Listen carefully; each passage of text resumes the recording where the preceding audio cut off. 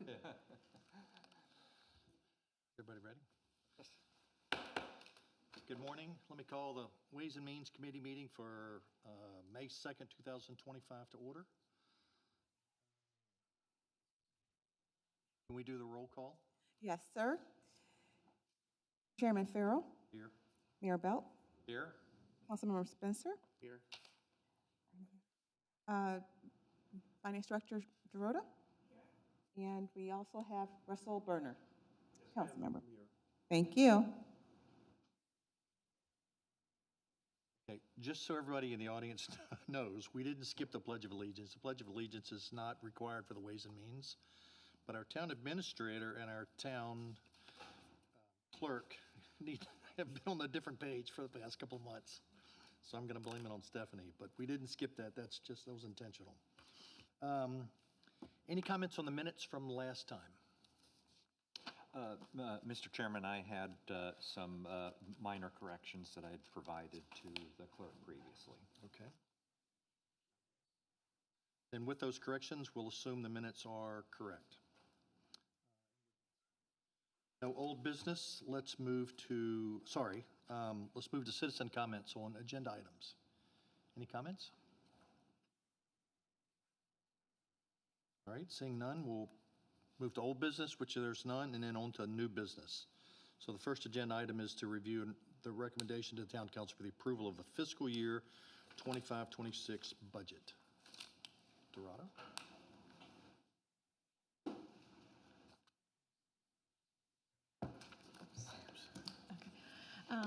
Thank you. So we presented the draft at the last Ways and Means and went over a little more in detail. So for now, I was thinking I will just present the changes from the draft that you've seen, and if there's any more questions, I'll be happy to answer them. The full budget. So we made a couple of changes. The net of those changes is an addition of about $120,000. And so we added $30,000 for the internal control assessment in the finance department. There is a small increase of almost $5,000 in community affairs, and this is for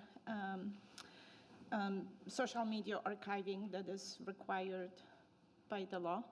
Just before you go too fast, back to number one. We met with those folks yesterday. Did you get a sense from those guys that this was going to be the cost for the internal control? Just on Yes, I asked her. This was just a ballpark for now, Yep. but I did ask her, she told me based on our budget, number of employees, and that's what's going to be about $30,000. But now after the discussion yesterday, if they will extend the scope, maybe a little more, but we'll have a proposal before the second reading too, and we can change the number if it goes up. But based on what they told me, it was about 30,000. Yeah, I would just like to keep, in front of us that we might do one or two of those other things, not at the same time, but later in the year. Sure. And so it might extend into calendar year 2026. So we Okay. might want to put some money there to do that. Okay, And what we're talking about for Mr. Berner and Mr. Spencer is, currently we do a financial audit for the town. We do not audit internal controls or any of our other policies and procedures. And that's one of the things we're standing up with the new audit committee, is to do at least internal controls as part of the financial audit. And then some of the other policies and procedures, things that are human resources, regulatory compliance, things like that. So we're talking to a consultant about doing that now. That's what this is about. Mr. Chairman, I would just note that the internal control audit is not typically something you'd need to do every year as you would with a financial audit. We make sure that we have appropriate policies and procedures in place, and it's the type of thing that hopefully we can just undertake once every few years. And quite frankly, this first one would not necessarily be an audit as much as it will be an assessment. So they'll do kind of, here's where you are and here's some gaps. There'll be gap analysis as part of this. I would expect that we would do an audit next year and then be 2 or 3 years before we do it again. And it's especially important, especially with the new procurement policy we put in place. So it makes sense to kind of look for any gaps based on some experts' opinion. Yes, and we'll have a proposal for next Ways and Means, hopefully for your approval, so we can move on with that. There is a reduction of $135,000 in, that we put a placeholder for the new website design, but it turns out that our current vendor has in a contract that they will help us to redesign the website. So that's hence the reduction. You might not know, but is that to do both the PC and the mobile version? I would think so, it's a currently have website. PC and mobile version. So what Revise is doing is that, as part of our contract, they're going to work with us to redo our website at a very reduced cost. But I think the question that, what you're asking is that our current website does go to mobile, but what we've asked them to do is that it just doesn't function well like iPhone, and so there's new technology that they're going to upgrade so that is viewed better on iPads or iPhones and Androids. Yeah, it's what you and I talked about back, I think, January before Meredith came Right. on. So if you need help with that, let me know. I've got a lot of experience with that. No, And I've got a lot of experience on this end of it, too. No, we're Happy pretty with good. When it. we talk with them about it, just essentially what's happened is that our current website just hasn't been updated, because we currently have that, but it just hasn't been updated to really modify well with tablets and iPhones, but with the new technology, it should be better. Okay, thanks. So I have kind of two related questions. One is, there's sometimes a difference between iPhone compatibility and iPad compatibility. Correct. I would love to see it have both. And then the other thing is, a lot of times there's different compatibilities with different browsers. So Safari and Chrome may or may not work the same. I would say at least those two would be great to have if we had those two compatibilities. Great, yes, I'll make sure we have that, and also we have our kind of in-house IT person, Michael Nardelli, as part of our group, so he'll make sure that those compatibilities, that we communicate that effectively to Revise so that those compatibilities work. Great. Thank you. Are you going to be looking at the layout also of the sites? Are you going to be looking at the layout of the sites also? Yeah, we're really looking at completely overhauling it. Right now, on this kind of working committee, we have Councilmember Kay, Michael Nardelli, Meredith, Caroline Shy, and myself. Okay, so the next can I ask item, questions? One more oh, question. I'm sorry. No, the budget. Yeah. Okay, I know I'm not a member of this committee, but I'm actually trying to save time for this afternoon. And you probably already know what I'm talking about. I'm always worried about the operating costs and where the revenues are going and where the expenses are going.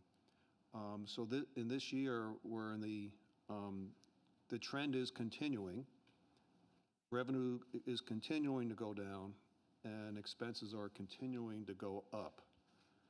From a budgeting perspective, I understand they're not the actuals, but from a budgeting perspective, the revenue is forecasted to be down 460,000, while our expenses are forecasted to be up 1.8 million. So my question is, how are we, because I'm not involved in this, or I shouldn't say, how is the town, or how is Ways and Means, how do they go about determining how much a budget for expenses can go up, given our downward trend of revenue? Because from just a big picture perspective, and what Dorada has prepared is excellent, because she's explaining why things are going up and she's giving the line item itemizations. But given the decrease in revenue, the salaries and benefits are going up 15%, which is not too bad. Administration and operations is up 20%. Consultant fees are up 68%. Professional services are up 36%. So my big picture is, when you see revenues trending down, shouldn't there be a cap on all of these expense increases? Because the trend has been going on for the last 3 years, and it doesn't seem to be going away. So that was my question. So maybe I'll start, and then Mr. Mayor, I'd ask you to jump in too. So first, on the expense side, several of these big ticket items are one-time items that we've sort of needed to do, and you can't kind of do them over time. So some of the legal stuff we're doing in terms of like the procurement policy and things like that are one-time items. So I would say a lot, if not all of the expenses are under that category, with exception of personnel. Personnel, we've got a couple positions we're hiring for this year, so that causes a jump. But again, I would say that's probably been a need based on our growth, and we need to address those things appropriately. We've got some holes to fill, and we've got some new hires. On the revenue side, we are historically known for under budgeting our revenue and coming in higher. It's always a conservative approach. And so that's a little bit less conservative this year than in the past, but we're still pretty conservative in our estimates where our revenue is going to come from. And then the fourth thing is we still have a pretty large surplus. So even though as it appears this year, our revenues are going down, our costs are going up, there's still more money. It's not like we're deficit spending. We're just putting less into reserves than we have going forward, or than we have in the past. And, and I expected But that. your question's a great question, and I'm with you on this. And I expected that answer, which is, that's the answer that I expected to hear, but it's still I guess it's more from a generic position where the percentage increases, we didn't just start with big percentage increases this year. We also had big percentage increases in the expenses last year and the year before. This is not, although I understand there are many one-time deals in here, well, last year there were one-time deals, and the year before there were one-time deals. There's always one-time deals that's making the costs go up too high expressed as a percentage. And I'm asking, should we have a control on this? They can't go up more than a certain percent each year or something like that. Perhaps, Councilmember Berner, if I can add to, but I agree with everything that the chairman said. And we had this discussion prior when we had our, I don't remember if it was our workshop or prior Ways and Means Committee meeting. Kind of look at it from two separate budgets. One is the true operating budget, the cost of running the government, versus all our kind of pass-through budget items.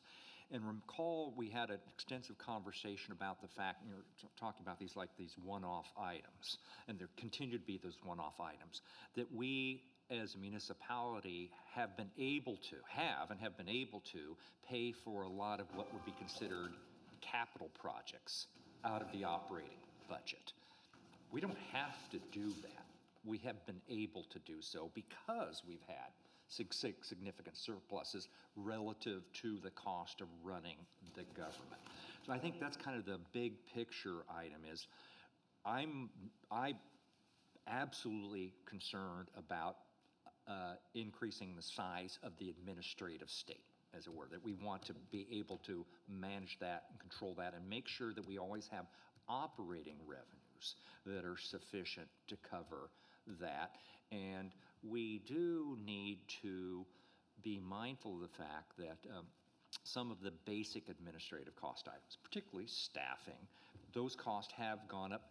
They will continue to go up even if we don't add any headcount. And we don't really have any anticipated additional headcount right now, but even without that, the cost of insurance, the cost of what we get mandated to pay the PBA retirement account, we do increase salaries typically, at least by cost of living, and pay some bonuses. So some of that will continue to go. We've got to make sure that our revenues that we can control are increasing correspondingly. The one thing I also, as the chairman noted, we've been overly conservative both on the revenue side and on the expenditure side. There are a lot of placeholder expenditures in here that historically we actually haven't utilized all of those. There's lots of stuff for landscaping and other related issues like that. Also, one of the significant increases has been in legal and consulting. We can make the decision at any given point in time not to pursue any of those big consulting projects or legal projects. But for example, just apropos of a conversation that the town administrator and I had with colleagues of our town attorney's firm, we were kind of discovering that we don't have a franchise ordinance. Most other municipalities do. We don't even have franchise agreements with some of our utility providers. Most municipalities do. The franchise agreements we do have are decade-old and don't contain a lot of the standard kinds of provisions. So it makes sense to me, and we'll talk about this a little bit further, that we retain counsel to help us draft a franchise ordinance and to put in place and potentially negotiate franchise agreements or intergovernmental agreements, just like we did the refresh of our procurement policy. There's just a lot of blocking and tackling that's gone unattended. Should we continue to kind of get by without any of that stuff? But as long as we have the capability to still make those kinds of investments, and those are one-offs, there's a series of one-offs, they could continue. Every year there's Yes, more one-offs. They are. And, you know, and I will take ownership, blame, whatever, for kind of identifying a series of these things. Well, yeah. like I said, so, you know, I understand all that, and it's, every year there's one-offs, and every year it's going up, and we just have to have our eye on the Well, ball. and we do, we continue, notwithstanding that, we continue to project a $2.5 million, you know, surplus. And to the extent that we get to the point where, to the extent that I'm involved in any way, shape, form, or fashion, that becomes a question, then yes, we're going to recalibrate both our expenses and look at potentially adjustments to revenue sources. The other thing I should also just kind of put out related to some of our big expense items. Again, the operating stuff, you know, it's the basically the biggest, what's our operating budget? It's about $8 million effectively. Yeah. You know, a good chunk of that is staff related. It always is. Another big chunk, $2.1 million, so the net of about $1 million, is waste management, kind of is what it is. It is, that is what it is, nothing you can do about And that. we could actually not decide to subsidize the $1 million. If worse came to worse, If one worse could do came that. to worse. Another big chunk is the additional public safety coverage we pay for. I just let everybody know, and we can talk about this council further, we're still in conversations with CCSO right now. We have been, and I've raised this before, it's problematic. We've been operating under an off-duty contract with CCSO that expired by its terms at the end of this last year. We've been effectively continuing it. The issue with the CCO's contract, that off-duty contract, is there are several issues, but the primary one is those deputies have been deemed employees. We've had them on employment Yes, I'm aware status. of That is going to end. And how we move forward with regard to regular duty, off-duty or not, the sheriff has put in place a new, I don't know if it's new or reinstated off-duty, extra-duty solutions portal. Whether we utilize that or not, or come up with an intergovernmental agreement, is what we're looking towards. But the reason I raise that is distinctly possible that if you look at the rates in the extra-duty solutions relative to what we're paying through the off-duty contract, which includes not only an hourly rate, but retirement, that we could actually be, even if we want the same level of coverage, which we are continuing to evaluate, may actually be paying less than we were before. So there's a lot of continuing variables. I think there's still opportunities to generate additional reductions in some expenditure items. Well, with all that, so I don't want to belabor it, I just wanted to spend the time talking about it now rather than this afternoon, but I would like, in a perfect world, see better controls or a procedural process, so when we are increasing a budget by more than 25%, let's say, whatever the number may be, there has to be some checks and balances to make sure it's okay. Well, that's the operation of the mayor in conjunction with the Ways and Means Committee. I present the budget.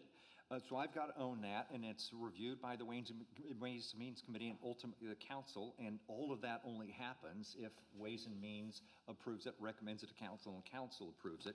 And it's exactly the kinds of questions you're raising, which is the role of council to say, this year, I'm sorry, Mr. Mayor, that this budget I cannot support because it doesn't solve for these issues. Okay.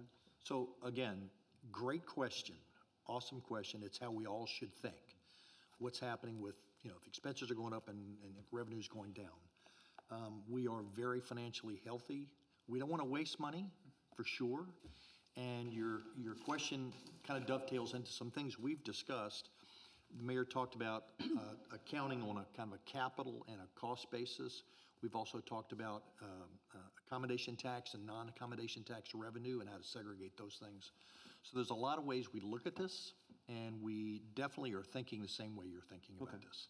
Not just to let costs go up willy-nilly, absolutely. And if I can add to it too, if you can look at your screens on that schedule, you will see that every fund, except for state accommodation tax, it's balanced with the excess of revenues. So normally, you struggle to balance your budget, so it's, your revenues are equal expenditures. But when you see on that schedule, every fund except for state accommodation, and state accommodation is actually skewing this full number because there is 700,000 that we carry over from this year to next year that we have to spend. So I feel like this is a better view of the full picture, looking at by fund than the total number because of that number too. I think Mr. Berner's point is, big increases, is there a red flag that goes up? Yeah. Even if we're financially healthy, is there a red flag? Absolutely. We need to well justify every expenditure, no question about that. And there are some cases we'll say, even if we can afford it, we shouldn't be spending this much more on this particular line item. Okay. Eyes on the ball, thank you. So few more increases. I mean, from the last, from the last draft that you've seen. So there is $60,000 for as a placeholder for the new wing design competition, assuming that we'll have up to three architects, 20,000 per architect. 100,000 for an increase for 100,000 in landscaping, and it accounts for the new bidder, assuming you will approve the contract today. And we also have a placeholder for about $165,000 for number of project enhancements, landscaping enhancements at the town hall, at Gila Parkway. So this is just the placeholder. Do we have one landscape contractor we use, or do we use multiple? One, however, right now we have Yeah. Artiques, but later we'll have a recommendation of a new landscaper. But we do use, I think, like a different landscapers for tree trimming or... So, yes, we have one landscape maintenance contract. Who's that with? Artiques. It has been Artiques, and we've gone out, remember, we went out with an RFP. We went out with an RFP. We started the process again, and there will be a recommendation from the review committee that it's an agenda item coming up. In addition to that, the town has utilized, additional vendor. There's additional hourly rates baked into for additional work from that landscape vendor. On some occasions, we've gone out for lower cost additional. We've used a separate vendor to do some of the clearing. Back here, we use. I think that's all I need. I just want to know if it's one or we're using. We do use separate Across the firms board. for tree, because the landscape guys can only go up like 10 or 11, 12 feet, and then you need a different vendor for tree service. Thank you. Another item is 50,000 is another placeholder for repairs on the bridge that were recommended by the latest inspection that was just done Which council person brought that forward to us? I think it may have been, It was from the Infrastructure Public Works Committee, but Russ was there and suggested. You know, our revenue is down, so I'm not sure we can, that's okay. Bridges out, then revenue's really gonna go down. you're correct. You're correct. And the very last item is an increase of about $20,000, and this is a placeholder, and it's a staff recommendation for the health insurance additional funding. We talked about this back in December. Currently, the structure is that the town pays 80% of the total premium, and 20% is for the employee. It pays 80% of the employee's share. Because The total. So, no, the total, employee plus employer. The total. Okay. I thought we always had provided additional subsidy beyond. Correct. So it end up being additionally to, it is. But how it's calculated is the 20% 80 from the total premium. With that is that employees that are on single, just employee coverage, benefit less than the one on, for example, on the family coverage. And right now, so employee gets additional, the one that are just on single, they get additional $23 a month, while family gets $111. To make it equal for everyone, the staff is proposing that the town will consider additionally funding the $132, which is pretty much the full insurance cost for a single. In that way, the single will not pay, will be provided insurance at no cost, and the same amount will be applied to every other coverage. And that will result in about $20,000 more than the town is paying right now. And I think it'd probably be also easier, we're not recommending that. We used to do it that way when Drew and I first started. It was just the way that council did it. The reason why we're recommending it, I think, going back to that process, I think it has to do mainly with trying to keep that 80-20 cost difference, and with the way that PEPA is set up and how much an employer can charge, it was making it very complicated and difficult to try to maintain that 80-20 mix. So in talking to Dorota, we looked at it, we thought, okay, it may be easier just to go back to our old process. The reason why I went to the 80-20 mix before is that previous council just felt like that it was done this way in the corporate world, and this is how we should maybe look at it here. And we did, and I think in concept it would work, but because PEPA's strict restrictions, it became very tough to try to keep that balance. So that's one of the main reasons why we're recommending going back to their old process. I agreed to include this change for discussion in the budget when it was presented to me by the finance director.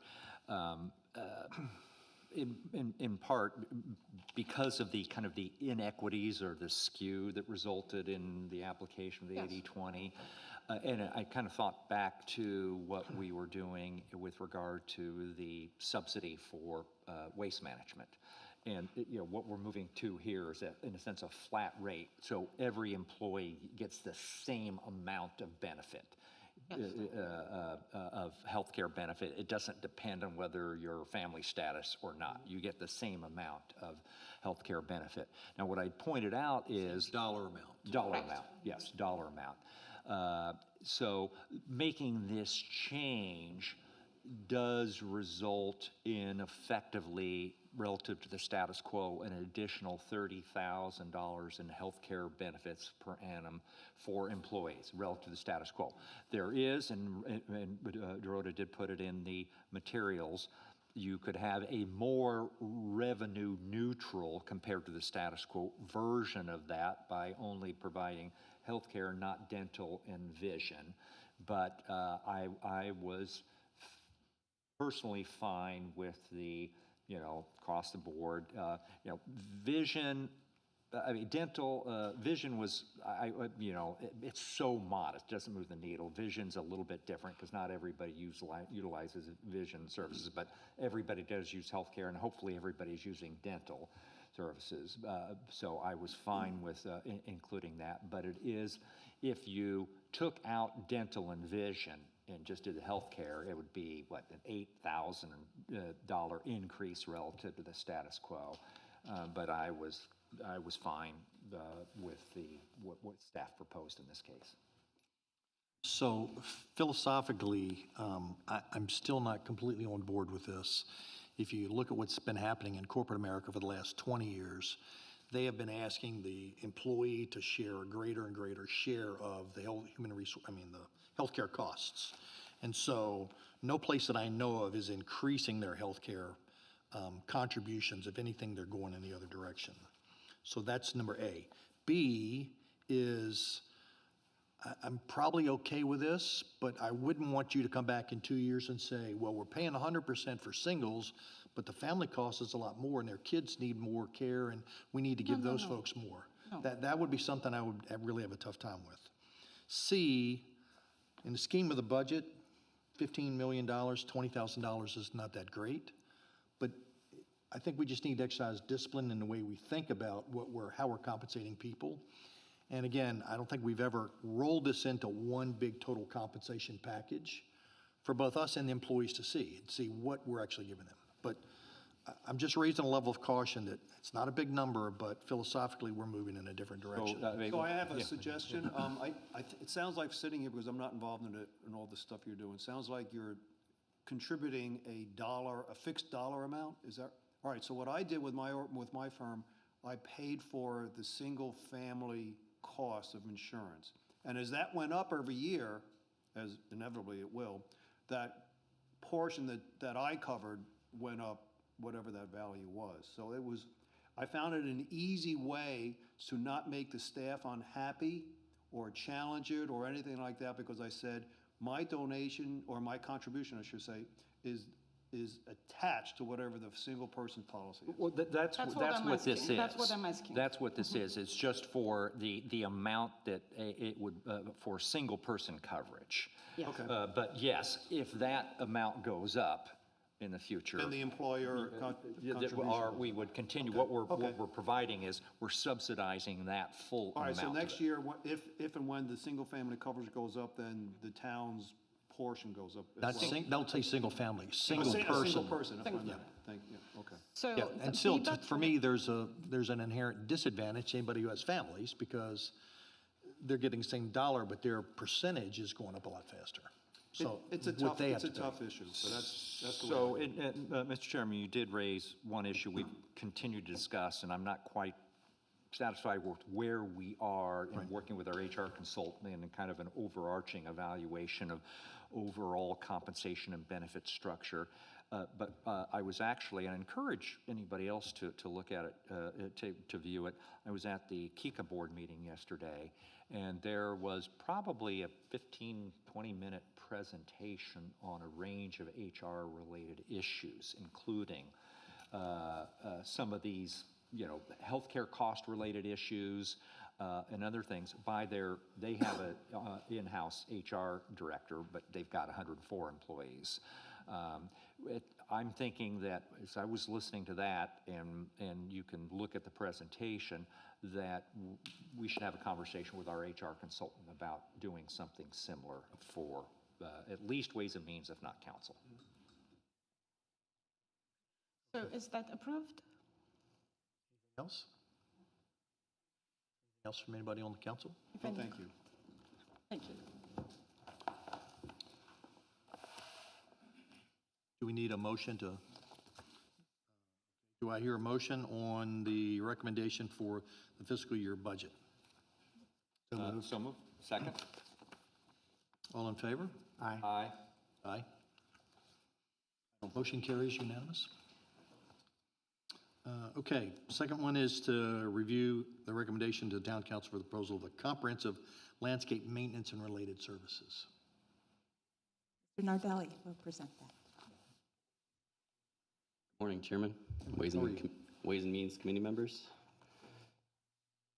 So as you all maybe know, and as Dorota brought up prior, that the town utilizes a third-party contractor for our landscape services for all town property, including the Key Island Parkway, Beachwalker Drive, and here at the Municipal Center.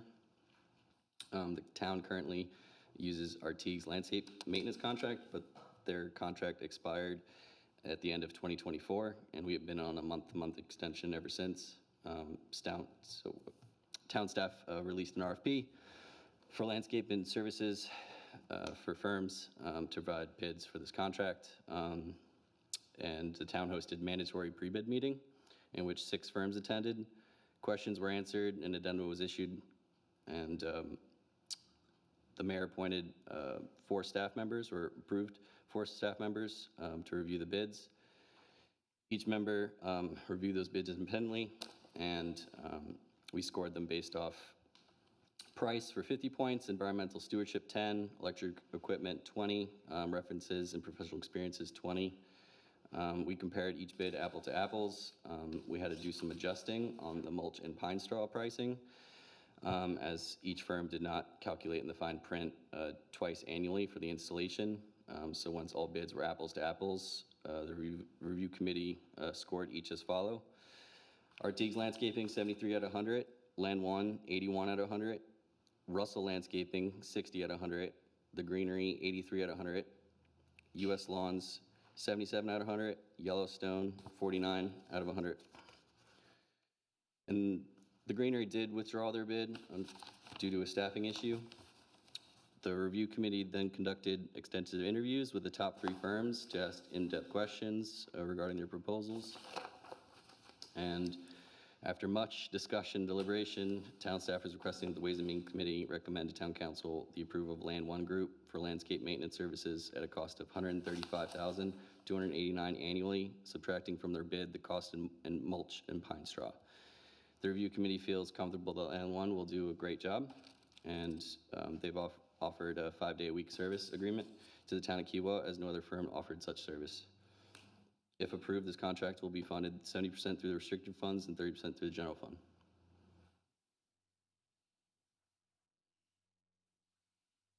Questions? Any questions? Well, I have a question. Again, I'm trying to save time from this afternoon's meeting. Should we? Oh, entertain a motion Well, first, we sorry. can ask, I guess, yeah. We can ask questions. Yeah, ask us questions. I'm only looking at the cover sheet of the recommendation that you prepared. Yeah. It lists the individual firms, and for example, Land One, who you're recommending, is 81,100 on that sheet. When I was reviewing your analysis, I couldn't figure out where that number came from on your backup spreadsheets, because the backup spreadsheets you provided are much, much, much higher in value. I'm sorry, the 81,000? Yes. Are those just the mulch and pine straw? Yeah, for Land One, it's 84,720 for the adjusted mulch and pine straw. Well, then he's asking on page 1 of your cover memo, Land One is 81,100. That's not supposed to be dollars, that's supposed No, to be points. that's scoring points, I'm sorry. Yeah, that's, Not dollars, it's yeah, points. so this was That's scored out not of, dollars. yeah, this was scored out of 100, and so price was 50. Okay, okay, Yeah. that's Got it, why got it, I was got it. looking for that No number, worries. and I'm saying, how the hell did he calculate that? No worries. Okay, okay, got it. Okay. Okay, any other questions for the presenter? Do I have a motion? I move approval of the review committee's recommendation to, with regard to entering into a landscape contract with Land One. Second. Any other discussion? I want to just make a couple observations. First, I want to thank our incumbent provider, Artigues, for their willingness to basically carry on in a month-to-month contract over the last several months. They didn't have to do so, and that's much appreciated. Two, I want to thank Michael and the review committee for their kind of extensive and thorough process for reviewing the competing bids. there are two things, and do we have representatives from Land One here as well? I may want to touch upon, but there were a couple things that, as I understand it, were one in particular that was very persuasive for the review committee was the fact that Land One has committed to have somebody on site 5 days a week, which has not heretofore been the case to respond to any particular need that we have. The other thing that I would note is Land One has represented that it is fully electrical, all equipment from day one. And so that was something that I thought was important. We'd started out with just leaf blowers, but they're on full electrical. And one of the things we might want to think about is whether the town is that simply a demonstration project, or that's something we want to look at, expanding more broadly throughout the municipality. I guess that the question I do have for Land One is, and or Michael, is, your commitment to provide the 5-day-a-week coverage and your overall kind of capabilities to provide the services, because, if there was one thing that gave me some pause in reviewing the materials is you have a relatively short history, and particularly a relatively short history beyond kind of working with just general contractors. On one particular client and then a few general contractors. And I don't know if there's, you want to comment upon, where you are located physically, where the equipment is, where your staff and teams are, kind of the size of the teams that you have expected to be bringing on to handle everything that's required under this contract. Yes, Gary's the president, so I'll bring him up here. And Gary, when you answer that question, can you also just give a timeline? You said that you're going to transition with the electric mowers, about the timeline when you'll transition on that as well. Yeah, definitely. Thank you. I'm Gary. I started at Land One about a year ago. So while the company is a little young, I've worked for Brightview Brickman, who got bought by Brightview for many years. I worked for Landcare in the Raleigh region. So while we're new as a company to maintenance, I was brought in to kind of have that push towards maintenance. So we have experienced folks that we brought in the maintenance world to kind of drive that initiative forward, while we still focus on maintaining our construction portfolio that we do now, which is our biggest thing, as you all know, but push towards maintenance. This would be our first large maintenance contract as a company, but I've done Town of Wake Forest, I've done Inner Harbor and Baltimore, so our team has a good track record and good experience, while the company is still growing that reputation.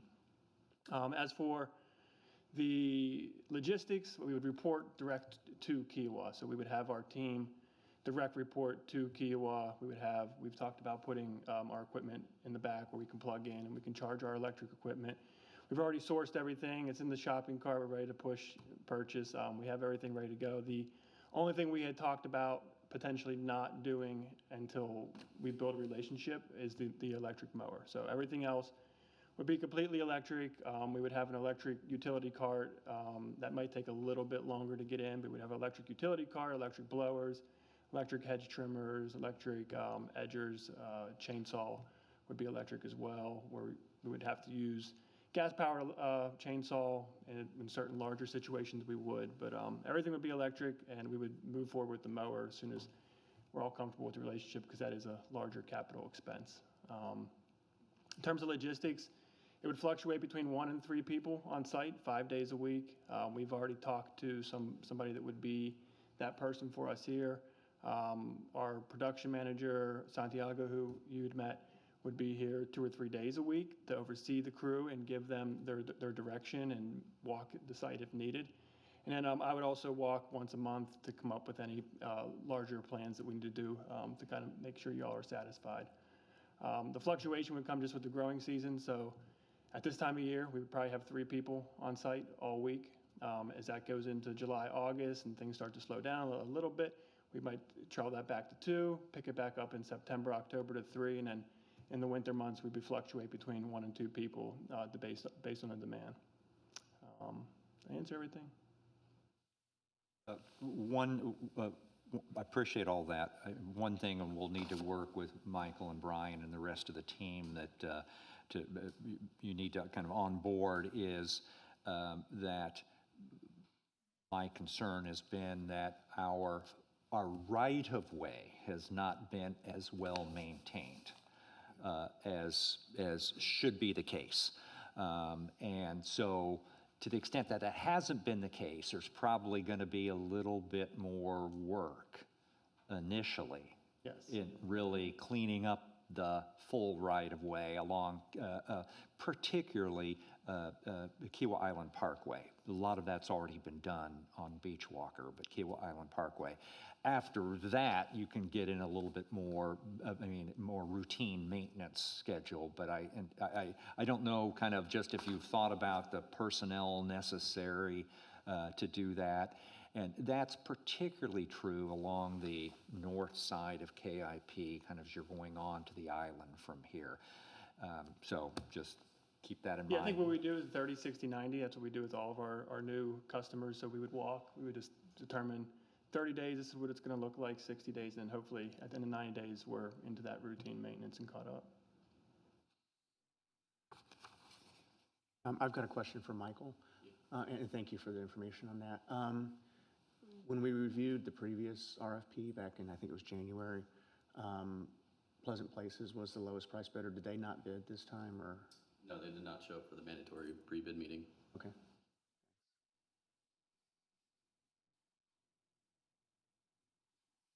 Any other discussion? All right, we have a motion for approval. All in favor? Aye. Aye. Aye. Passes unanimous. Okay, next order of business. Sorry. Michael again. It's to review the recommendation for the proposal for the IMS Solutions Group, the IT contractor. Michael? Yep, switching gears a little bit here. So the town currently uses Microsoft Office 365 and our Azure service for our cloud and storage service, but we're currently on the commercial cloud tenant, and so what this directive actually came from the mayor to migrate us over onto Microsoft Government Community Cloud, and that would help transfer us away from a .org organization to a .gov organization. And this has been recommended to us from our IT contractor company, IMS Solutions Group. We have Jonathan here. He's our account manager. And we advised us to break this out into two distinct phases. First, migrating us over our Office 365, all our emails, our OneDrive, things like that, and then also migrating over our Azure away from a commercial use tenant to a government cloud.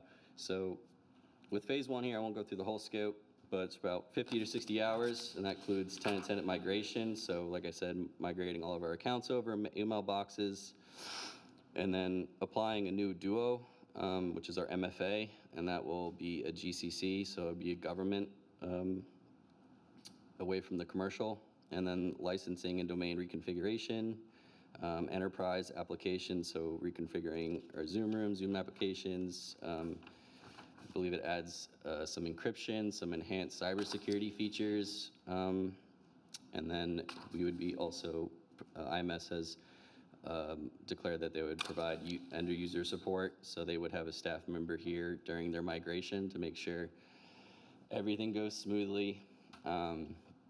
This will be about 30 days for the first phase, and then for the second phase will be an additional 30 days. So that second phase is an Azure migration, and it's estimated to be 60 to 70 hours. And that's reconfiguring our networks and moving away from the commercial Azure cloud onto the GCC environment.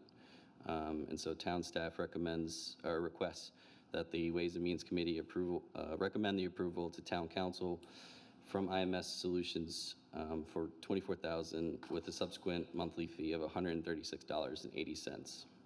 This would be paid for through the general fund.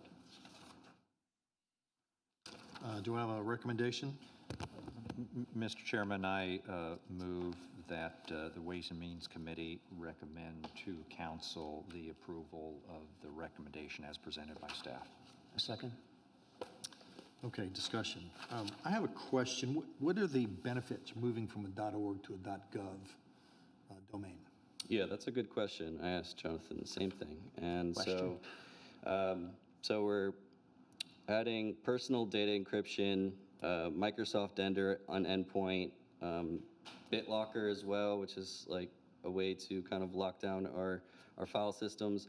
I've been asking for this program called Microsoft Intune, and so that allows us to, you know, have better eyes and ears on our devices. So, you know, town staff may have misplaced or lost or got stolen a laptop, and that has, you know, personally identifiable information.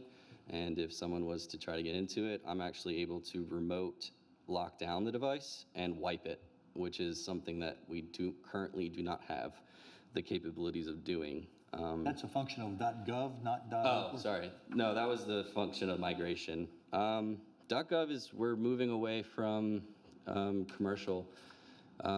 Jonathan might be able to speak more towards that. Yeah, just, and as he comes up, Mr. Chairman, it kind of kick-started this by saying, why were we .org instead of .gov in the first instance? Because .gov domain is typically for governmental organizations. Yeah. The optics aren't It's an right. oversimplification. The .org is typically used by nonprofit organizations. One of the things I wanted to make sure is that we actually own both domains, and that going forward, anybody puts in KiowaIsland.org, it will still point to, they will still get exactly where they need to be on our website, but going forward. But as we dove into this a little bit further, I didn't realize and appreciate that there were a bunch of other issues involved, and in fact, there were some significant security enhancements and improvements by moving over to the different domain. But I'll turn to the expert. Yeah. That was just So the biggest thing that happens with moving to a .gov address is that it gives you built-in security features that build into the compliance of making sure that data is protected. Y'all deal with a lot of personally identifiable information, financial documents, things that are sensitive for the town. Moving into a .gov domain would put you in a position to where you have those features built in, and you're putting yourself with other tenants that are also .gov. So when you have all that together, Microsoft is going to put a better eye on that versus you being in a commercial client where, as of right now, the only thing that kind of stands between you and that is your licensing, your IT providers, which would be Michael and myself, and our team. So moving into a .gov, Microsoft looks into those accounts more often. So if they notice something that's going on, they're also somebody that would reach out to you guys as well to say, hey, we've noticed this. This is something that needs to get something to be looked at. So talk to me more about the difference in security. What does that mean? I mean, Okay. specifically. So in an E3 license, which is what y'all are in right now, you have login security. So basically when someone is accessing the account for the first time, it'll prompt MFA, you log in, you have access. In a .gov domain, you can lock down access even once you've logged in. So someone can log in, they might have read access by default, but they can't externally send anything. So in a .gov G3 license, you can mark items as confidential, you can mark items as restricted. So even if they gain access to the OneDrive or anything else of another employee, they can't send that information outside of the cloud because it's been locked down with individual modifiers that you can set yourself individually, or as an organization, you can set any type of specific document, gets labeled as restricted, cannot be sent externally. So it locks down being able to, from everything being internal and kind of shareable at all the points in time, to where you get to kind of pick and choose what is shareable, even if someone has direct access to that information. Okay. If I can add to that, and I think the mayor knows, Michael's had me helping with this. This is my background. And I'm glad the mayor brought this up because, you know, starting with the optics of .org versus .gov, you know, kind of why are we doing that? But the Microsoft Government Community Cloud is a much more robust. There's a lot more controls like IMS was stepping through, and risk of cyber attacks, you know, especially, the way the world situation is, municipalities are more vulnerable than they've ever been. So this gives a more protected environment. And one thing that kind of caught me was we've had some instances where council members' emails have been spoofed.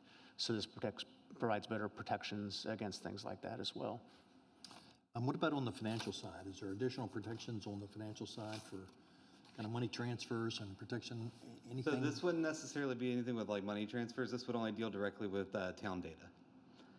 But as far as like sending checks or anything like that, that would be something that would be separate.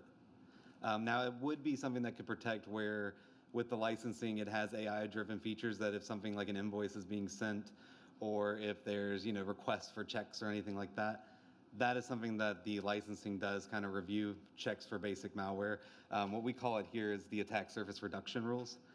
So basically, anything that comes in that might be considered financial, it does give a user like a warning, like, hey, this person doesn't usually email you asking for invoices. You need to like go back and look to check and make sure that that's a real person. Michael, I should have asked this when we talked last week. Is the subsequent monthly fee of $136.80 per person, per user, or total? That is the total increase. That would just be the it's an change in increase. licensing. Okay, yeah. That's no changes with us as far as, that's just the price and the licensing difference. Right, so it's the deltas. Okay. Yes, sir. Thanks.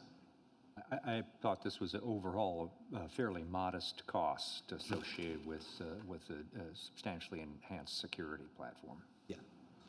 Yeah, we would still be providing all the same services. It's just the licensing difference. And with those licenses, we can provide more services, but that's not something that we charge extra for. That's just built into your licensing.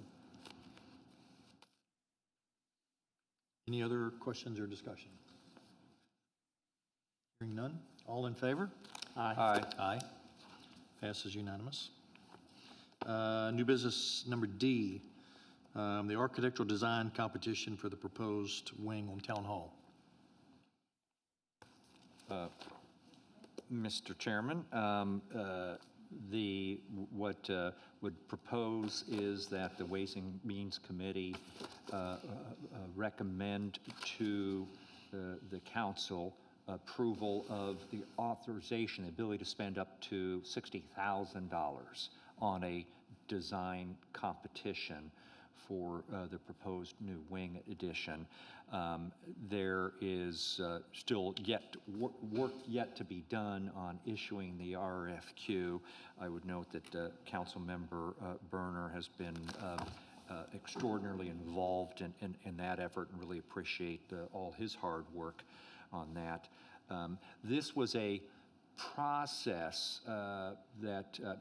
this was kind of initiated when when I talked about these issues at my town hall meeting in January, and subsequent there have reached out to a number of different experts on these related matters, including former council member Dan Prickett, David DiStefano, who are both involved previously in this municipal building project, two architects, Mark Kamens and Mark Permar, and David Wall, who is the chair of the Arts Council, as well as Council Member Berner. Just want to note that he put a lot of time and effort as Mark Kamens, who is a resident architect in this area, has primarily worked on residential, but his prior commercial experience.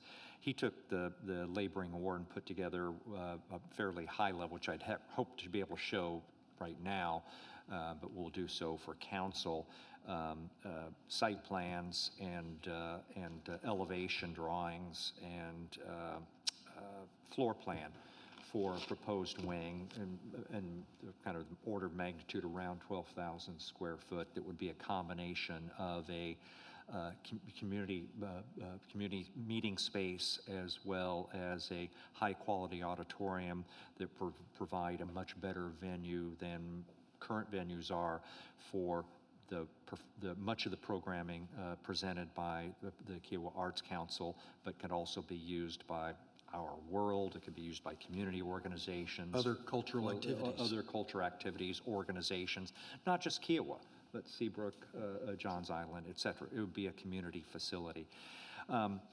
Based on we had a robust interaction amongst this group. You know, we could have just taken the high-level conceptual drawings or materials that were presented by Mark Kamens and simply said, let's go forward with the design-build contract, kind of based on that. A lot more risk associated with that process, you know, lots of more cost uncertainty. And you know, we came to the conclusion that we needed a little bit more robust process involved in that. And Mark Kamens was certainly supportive of that, to his credit, even though I think he would be interested in potentially being the architect of record. That depends on how this process unfolds. So what we anticipate doing is soon issuing a request for qualifications, and in conjunction with a design competition that would go out to a number of different architectural firms. We soon would get a number of indications of interest based on their qualifications, prior project work. My hope and expectation, Councilmember Berner may have a view on this, is they would provide some kind of high-level ideas initially as part of that presentation about this project. And then the design review committee that will be constituted would select 3 of those firms to prepare conceptual plans, which would include not detailed, but more detailed site plan, floor plans, renderings, and elevations. And that the design review committee would hold a one or more public charrettes around those 3 proposals, and that then the design review committee would recommend at that point in time, which is probably anticipated about a 3-month process. More or less. Yeah. More or less. You come back to council with a then recommendation. Here's who, you know, the architect that we would recommend to the council retain, the town retain, in order to actually carry out this project. But at that point in time, council and the community, we've gone through a process. Council and the community would have a good understanding of what exactly this thing would look like, how it would be sited, what it would cost, and how long it would take. We could make an independent decision at that point in time as to whether it made sense to go forward, given the cost, given other potential competing priorities. Councilmember Berner, and I don't want to steal his thunder, and this has raised some issues that, yes, at that time, we want to think more, look at more closely with regard to the ongoing operating cost associated with this facility, relative status quo, how that impacts the budget, et cetera. So, but that's what's being recommended. Right now, the only thing that's being recommended is authorization to spend up to $60,000, basically up to 3 $20,000 stipends, which again is an amount that's been recommended by both our 2 architect consultants on this as kind of industry standard to get architectural firms. They will invest more time and effort when they're viewing it than the $20,000. But it shows a seriousness of purpose on the part of the client, as well as, you know, encourages them to actually put some real time and effort into this. I think we'll get a better product by putting skin in the game. Well, in fact, the way Mark Kamens is, Mark Permar noted it, it says, at the end of the day, the design review committee will choose one amongst the 3, but there may identify elements of the other 2 proposals that would be incorporated. Possibly, yeah. That could happen. And so, because of our contribution, are we able to do that? That's a great point. Pull those in, good. Have we, so I would think with the RFQ, we'd have to have some design specifications, square footage, number of people, size, things like that. Has that Limited. template started to be developed yet? Yes, actually, I have already completed Yeah, that. actually. pretty detailed. We need to, you know, there are a couple things we need to adjust. So that's, I would hope that within, if this is approved, that within the next kind of week to 10 days. We just need a week to finalize. We need to kind of adjust some terminology. There's maybe, you know, a few little tweaks we want to make, but yes, there will be, what we'll say is that we'll include what Mark Haynes had done and say, here was a town prepared a concept drawing. Doesn't have to be this, but this will give you some idea of kind of what we had in mind. So generically, Mr. Chairman, Mr. Farrell. I don't want you guys to lose your kind of discussion, but could you get a motion since you went into discussion? Thank you.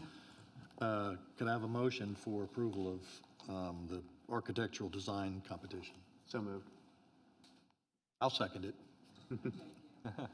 Okay. So generically, Mr. Farrell, it's the program, it's not a detailed design because that's something the architect would prepare, but the program is, we've identified is going to be seating of 250 to 300 in a range such as that. There are certain things that we said we want, such as at the rear of the auditorium to have a window wall that allows you to look out beyond the stage to see the river and the marshland. We've identified that we want a very, very good acoustic design based on our experiences with West Beach. This has to be paramount, a very good acoustic design.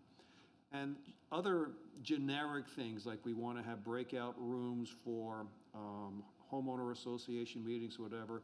We have to have backstage private dressing rooms with a bathroom because according to Dave Wall from the Entertainment Committee, there are certain acts that will not come to Kiawah unless they have dedicated dressing room with an elevated stage. It's those kind of generic things that we've already accomplished. And then how would you identify architectural firms we'd send the RFQ out to? Would you have an We'll do advertisement or? the ordinary putting it out there. It is my expectation, kind of, again, circling up with a number of different interested stakeholders and others, that we will reach out to affirmatively. Some firms, not just local, but national, to see if they're interested in participating. So there would be outreach. That was my question. It'll be both, actually.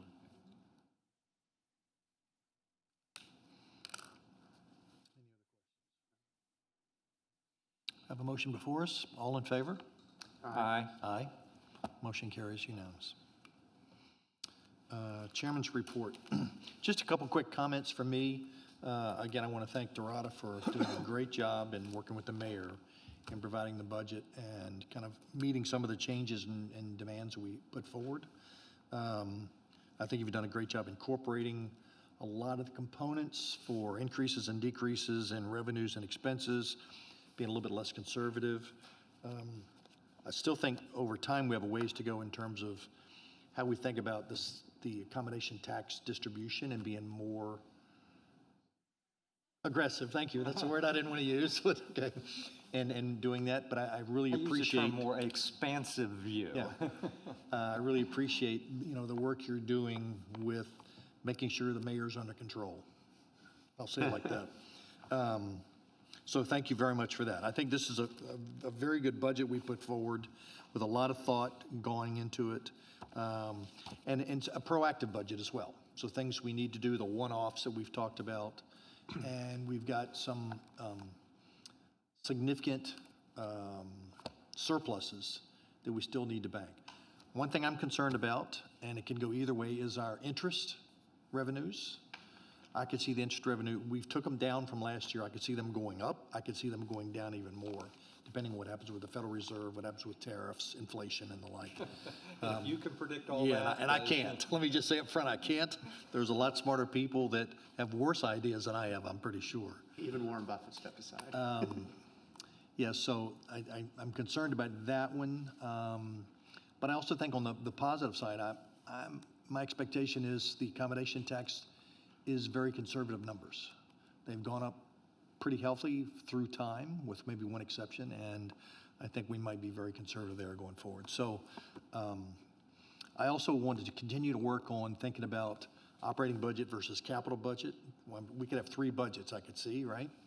The one we have, one that's operating in capital, one that's more tax and non-tax focused. And I think there's insight to be gained from doing all three. Second topic is, we mentioned this yesterday, I've started reaching out to investment banking firms about financing that we might want to do for anything longer term. And I do want to reach out to some local banks as well, just to get on their radar screen and get an awareness building.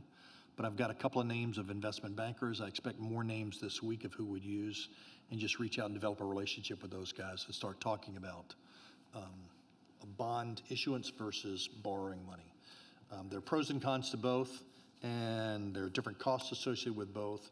There's some relationship benefits to both, and so we just will need to explore those more broadly going forward, and we have plenty of time to do this. So those are kind of the two big things for me. Dorado, you want to talk about anything else about the monthly budget? Mr. Chairman, if I could just pick up on two things. One, second your commendation to our finance director and all her hard work on this, and her willingness to adapt, both to hold to account, Yes. and to adapt. And there are some things that we are doing a little differently than have been done in the past. Doesn't mean that anything that was done in the past was in any way incorrect. It's simply a kind of reprioritization.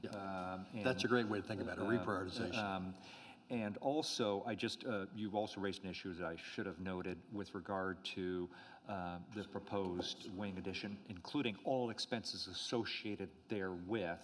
But a civic and cultural center is a specifically identified allowed use of state accommodations taxes, including the operation and maintenance of the facility as well as the financing thereof. Okay, and so I do have the budget report for you.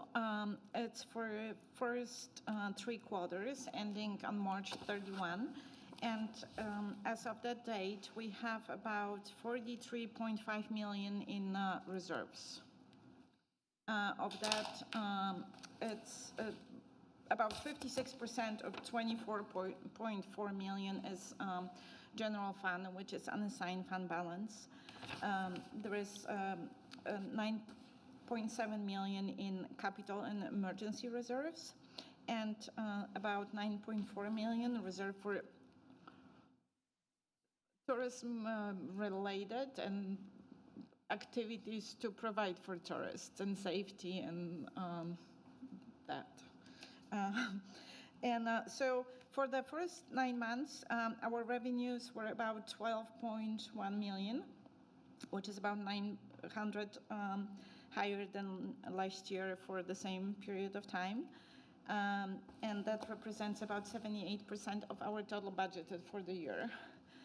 All the revenues are within the budget with, luckily, interest is going to be over the budget because we expected to have a couple of drops this year, and we only had 2. And building permits and waste management fees, we projecting that, or not projecting, we'll know they're going to be over the budget. The expenditures are about 9.3 million, which is about 66% of the total budgeted, and they pretty much are reasonable and within the budget. We're not projecting anything over as of now. Any questions? No? Thank you. And as the chairman mentioned, we did have an audit committee meeting yesterday to talk about, we talked about the beginning to have an engagement with the group from Mauldin and Jenkins to do the internal control assessment. And also, I just want to mention that I have an RFP out for the replacement cost and reserve study that is due Friday. And we will, keep you updated on the results of the RFQ and the work that will be done. And just a comment, thank you, Dorota, on that last point. This is part and parcel of kind of better understanding what our future risk exposure, financial risk exposure is, and what our resources are that would be available. we noted in the past that the town actually has relatively few capital assets. This building and all the equipment associated with that, 3 miles of road, the bridge, and that's about it. The beach, I guess, is in some respects. So we'll have a good understanding of kind of what the full replacement cost of each of those assets would be. Yes. But also, what's covered by insurance and what isn't. And so have a better handle of worst case scenario. If we had to replace all our assets, what would be the financial hit? And how does that compare to the $43+ million we have in reserves right now? So something comes to mind as I think about kind of the bridge replacement, this discussion of the capital assets. And I'm thinking it's maybe a task for you, Mr. Mayor, is we don't have any grant writing capabilities or expertise or any, quite frankly, probably any broad understanding. Is there somebody that you could reach out to at the county or the city to better understand how they do grant writing? Can we leverage off of those folks? Can we get training from those folks? Can we just get ideas from those folks? So that if we wanted to get a grant to do the bridge study, to get a grant to improve the causeway or anything like that, that we would have a starting point, know how to do that. Is that something that you've ever delved into, or should we approach that? We've talked about the fact that we don't we don't really have the staff that systematically looks at grant opportunities from either county, state, or federal for these types of projects. I think we've done it a little episodically, but not systematically, and we should. I thought you were going a different direction, because I'd be interested in exploring both, which is what are the other opportunities to get additional revenue sources to assist with some of these types of things. It's sort of the same question. It's Stephanie just talked about that, though. Kind of the flip side is, if we are ultimately satisfied that we've got well more than enough financial resources to meet kind of worst case scenario replacement needs, could we use our balance sheet to, provide some grants ourselves or financing? I've talked about in the past, like a redevelopment financing corporation. So for, one of the critical, and I think this is going to be addressed in the comprehensive plans, issues going forward for overall community is redevelopment of multifamily properties. And that's always a kind of a unique challenge given the ownership interest. But if we had the mechanism of facility that would help encourage redevelopment of some of those properties by providing very, very low-cost financing using our balance sheet, should we consider doing that? Should we consider having something similar to the county's Greenbelt Fund? And people could request grants from us for conservation projects. Yeah, I'm thinking, so you're thinking about, are there things we should be doing with our balance sheet? I'm thinking about bigger You're issues, right. how do we get money No, in? and I'm saying, you're right, I hadn't, but you're absolutely right, and maybe Stephanie can touch upon this. I know we've gotten some. Yeah, so we do, I think to answer your question, so one of the things that our staff has done, so in regards to the bridge as an example, so we have gone, Bruce Spiker has gone through FEMA grant writing classes, so that if for some reason something happens, we can write a grant. I do actually have grant writing experience, but I think you're right. It really becomes it's very time consuming, more for federal grants than for state. As I get grants in, because a lot of times municipal association in their newsletter, they will show various grants that's available through the state or through the federal. I then look at them, depending on what they are, I then forward them to the appropriate department, and I'll say, maybe let's take a look at this. But yes, to have someone, as you know, a lot of the larger communities write a lot of grants for workforce housing, CDBG grants, certain things that we may not be eligible for. They do have a grant writing staff that just follow those. We don't. But anything And I'm sorry, that who has that, the town or the county, or who did you say has it? the county has, County has. and some municipalities larger that really go after a lot of grants. But I do believe that as staff, we can definitely try to stay more abreast. I signed up through the government where you can do federal grants where essentially you get alerts of things that may impact you as a community. I have signed up for those, so I do get those emails. Yeah, what I'm really thinking about is, and it's, so you can go two ways, right? You could hire a person to be a Correct. specialist grant writer, or you could hire a consultant who's experienced in writing grants. And I don't know which is best, I don't know what other people do, but as I think about, FEMA is one that I did not mention, but FEMA, there's grants there. I've looked at the state grant, and there's a whole host of things that we've talked about doing, that there's monies from the state in grants you can get, whether it's environmental or public use. And then there's certainly federal highway monies that I think about as we think about our bridges and our roadways. So it's just, I didn't need a specific answer necessarily, but it's food for thought that I'm going to think more about, and I'd ask us all to think about how do we accomplish that. Just because we've got this large surplus doesn't mean we need to spend our money. I'd rather use other people's money. There are some resources within the community that do have some experience in this regard. Maybe we can better tap into that. On the Infrastructure and Public Works Committee, I know that Phil Mancusi-Ungaro, he's been involved in grant, obtaining and granting on both sides of the occasion. And he's willing to do it. But yes, we can't completely rely on that. But yeah, it's a good point, Mr. Chairman. If I can just add, I think it's something to spotlight. I'm glad you brought it up also. When I first became a council member, that's something I actually discussed with the mayor and Stephanie privately, trying to understand better the capabilities. And Stephanie mentioned Bruce's training at FEMA. Just a data point, Brian did apply for a county grant for the trail project with Hollister Creek and bringing the flyover to town. So it was something the county suggested to us that the funds were, potentially available. I don't want to undercut the effort Brian probably put into it, but he didn't seem too stressed about putting it in. So he can tell us how much work it really was if we're interested.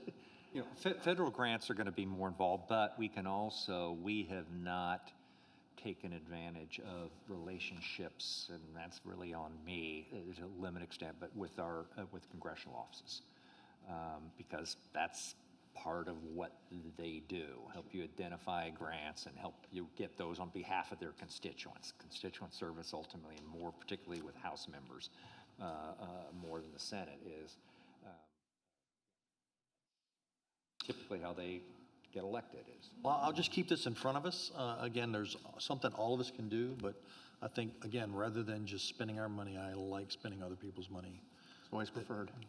Like state and federal and county money, so, okay. Anything else from the treasurer? Anything else for the treasurer? All right, thank you. Thank you. Citizen comments? Hearing none. Committee member comments? Mr. Spencer, anything? I just want to thank everybody that's behind the scenes, pulling the materials together and the projects together that are brought before us in council. I know it's not trivial, and I appreciate I've noticed an improvement in the materials that we get as well, so I know that there's been a focus on that. So that's been very helpful as we consider things, so thanks. Mr. Mayor? Mr. Berner? No, thanks. Hearing no more comments, meeting is adjourned. My dog appreciates that. 35 minutes ahead of time. I know.